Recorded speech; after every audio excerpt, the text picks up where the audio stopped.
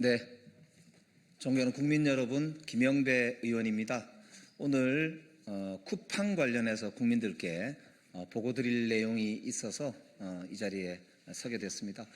오늘은 우리 정의당의 권영국 대표님께서 쿠팡의 내부 회계 감시 시스템과 관련해서 문제가 있다라고 하는 문제 제기를 하시려고 하는데요.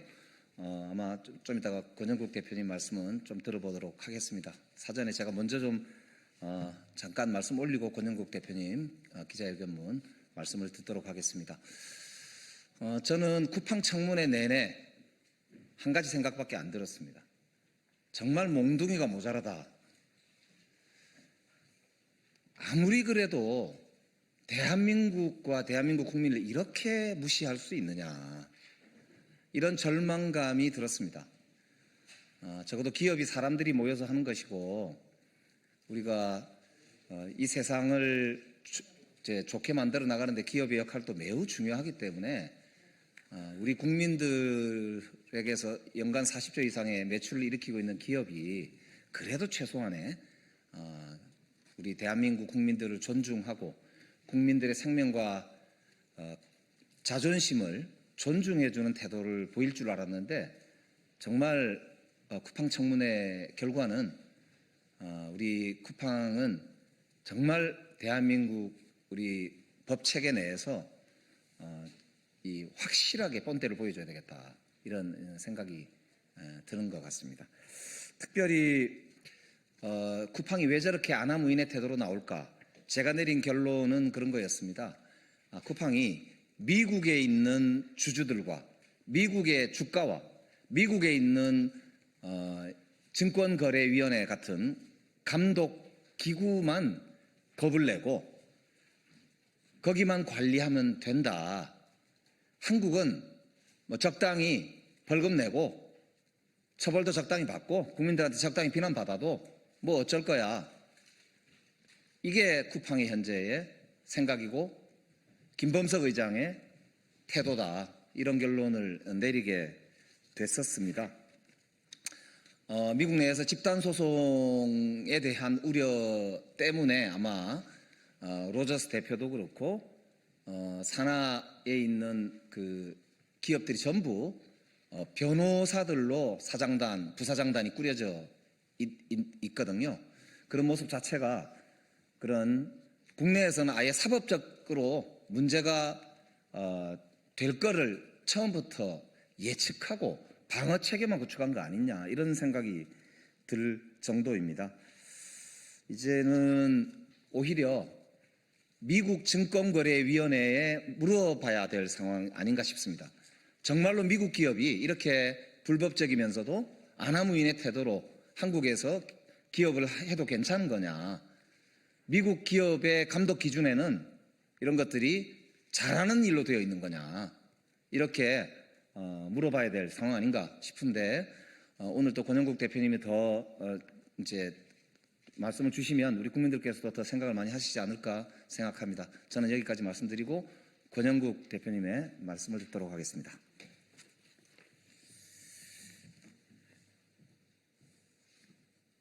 네, 국민 여러분, 오랜만에 소통관에 서게 됩니다. 반갑습니다.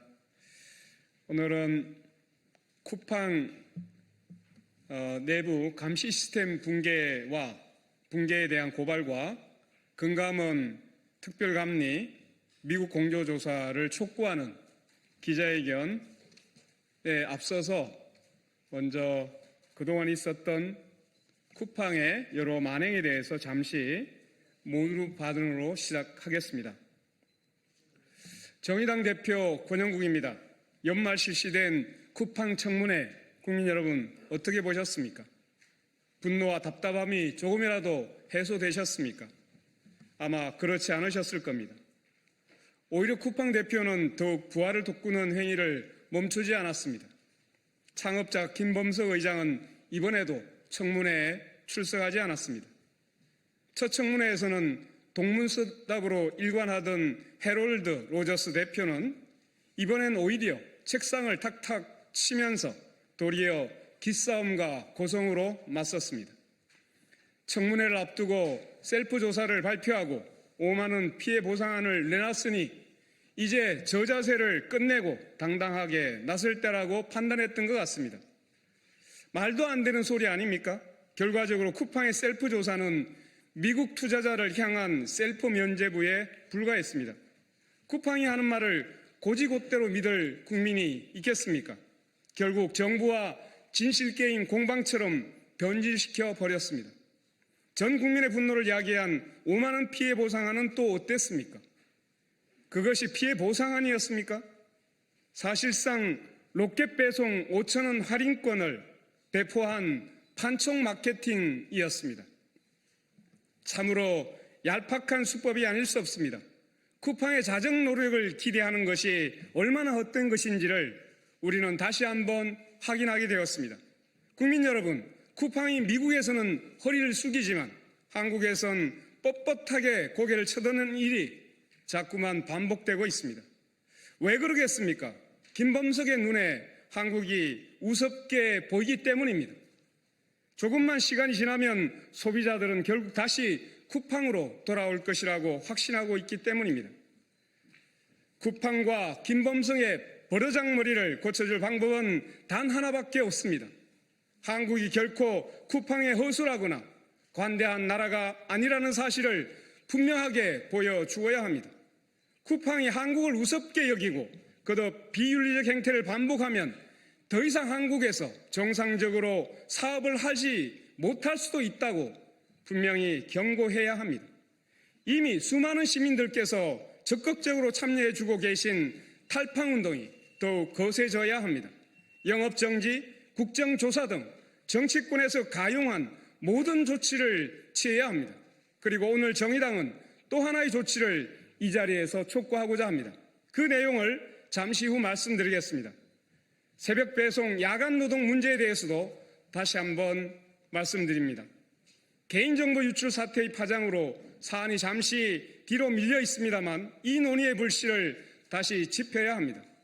2020년 이후 알려진 사망자만 무려 29명에 이릅니다. 더 이상 방치할 수 없는 이 끔찍한 현실을 만든 것은 바로 쿠팡입니다. 소비자들이 필요로 해서 새벽 배송이 만들어진 것이 아니라 쿠팡이 소비시장 장악을 위해 새벽 배송 그것을 만들었기 때문에 새벽 배송이 마치 기본이 된 사회가 되어버렸습니다. 최저임금 수준의 주간 노동으로는 생계를 유지할 수 없는 노동자들이 야간 노동으로 내몰리고 있습니다. 편의와 필수가 구분되지 않는 쿠팡의 멤버십 혜택과 운영 시스템 속에서 새벽 배송 수요는 줄어들고 있지 않습니다. 이제 쿠팡이 만들고 설계하고 확산한 새벽 배송 사회를 멈춰 세울 때입니다. 이번 청문회에서 산재 유가족 두 분이 나오셔서 김의석 의장의 산채 은폐 시도, 사과 없는 태도를 적나라하게 지적했습니다. 저 역시 고 김덕중 님에게 모욕적인 발언을 쏟아낸 김범석 의장에게 참으로 분노를 참기 어려웠습니다. 쿠팡이 책임을 인정하고 문제를 근본적으로 해결하기보다 이익을 쫓고 위법과 편법으로 일관하고 돈으로 해결하려 든다는 점에서 과로사와 개인정보 유출 사태의 본질은 전혀 다르지 않습니다. 그 사실을 어려운 자리에서 정언해 주신 유가족 여러분께 깊이 감사드립니다. 정의당은 언제나 여러분과 연대하겠습니다. 개인정보 유출, 과로사와 산재 은폐, 블랙리스트 작성, 일용직 퇴직금 미지급, 조직적인 정치인 대상 대관 로비, 자영업자 대상으로 한 수탈적 갑질, 노동자 수갑 연행, 국민 여러분, 총체적 부도덕 기업 쿠팡이 저지른 그 모든 악행을 똑똑히 기억해 주십시오. 정의당은 2026년을 탈팡 원년으로 만들 수 있도록 모든 노력을 기울이겠습니다. 그럼 이어서 오늘 조치, 특히 금융당국의 조치를 요청하는 기자회견문을 발언하도록 하겠습니다. 쿠팡 내부의 감시 시스템이 사실상 붕괴된 것입니다. 열려있는 뒷문으로 들어왔는데, 도둑이 들어왔는데 보안 완벽하다고 거짓말하고 있는 쿠팡을 규탄합니다.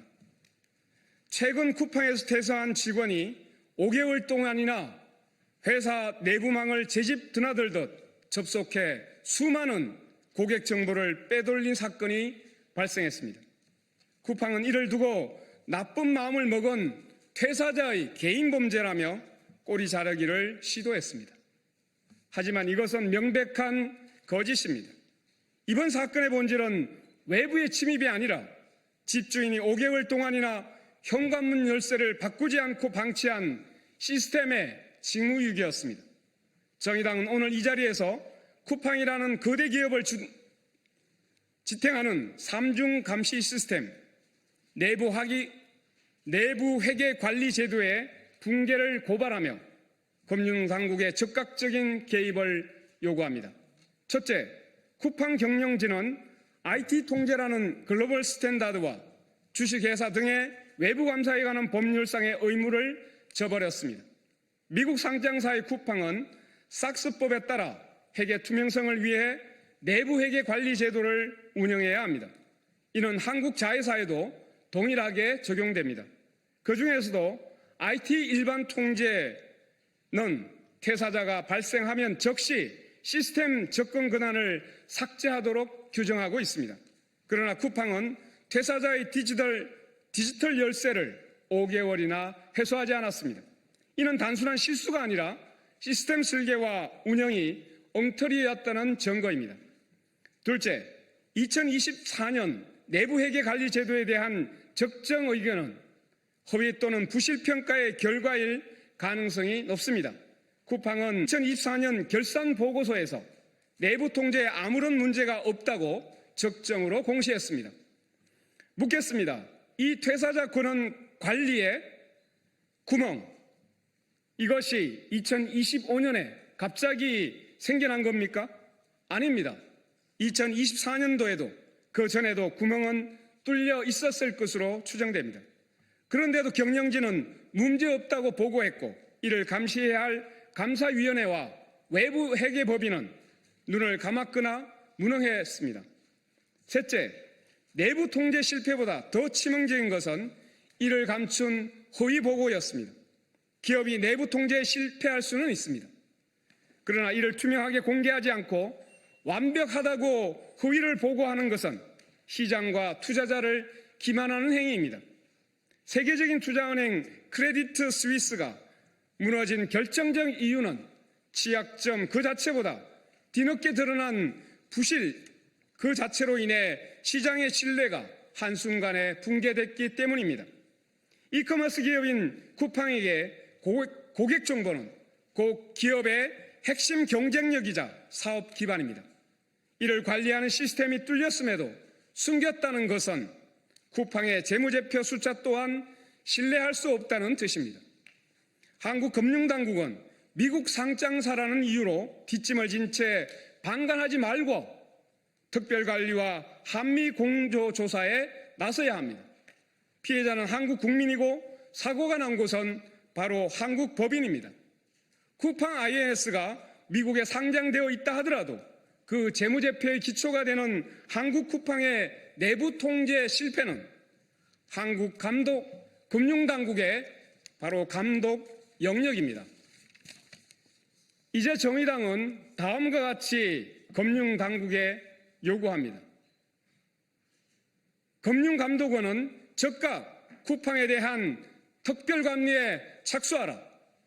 개인정보 유출을 넘어 회계정보의 무결성을 담보하는 IT 통제가 실제로 작동하고 있었는지, 2024년 내부회계관리 제도도 그 운영 실태 점검이 제대로 이루어졌는지 검증해야 합니다. 금융당국은 미국 정권거래위원회인 SEC에 공조조사를 공식 요청하라. 쿠팡은 미국 상장사이자 한국의 지배적 사업자입니다. 이번 사태는 삭스법 위반 소지가 매우 다분합니다. 한국 당국이 확보한 IT 일반 통제 실패 증거를 바탕으로 미국 감독 당국과 공조하여 글로벌 수준의 제재와 시정 조치를 반드시 이끌어내야 할 것입니다. 쿠팡 경영진과 쿠팡 INC 감사위원회는 즉각 대국민 사과를 하고 독립적인 제3기관을 통해 최근 3년간 IT 통제 운영 실태를 전수 점검하여 그 결과와 개선 계획을 투명하게 공개할 것을 요구합니다. 정의당은 혁신이라는 가면 뒤에 숨어 기본적인 안전과 책임을 방기한 쿠팡의 반사회적인 행태를 좌시하지 않을 것입니다. 미국 법이든 한국 법이든 적용 가능한 모든 수단을 동원해 끝까지 책임을 묻는 길에 함께하도록 하겠습니다. 오늘 국민 여러분, 쿠팡이 반복적으로 한국을 운영하는 일이 없도록 우리는 모든 수단을 동원해서 쿠팡을 이번에 바로 시정하도록 노력을 기울여 나갑시다. 고맙습니다.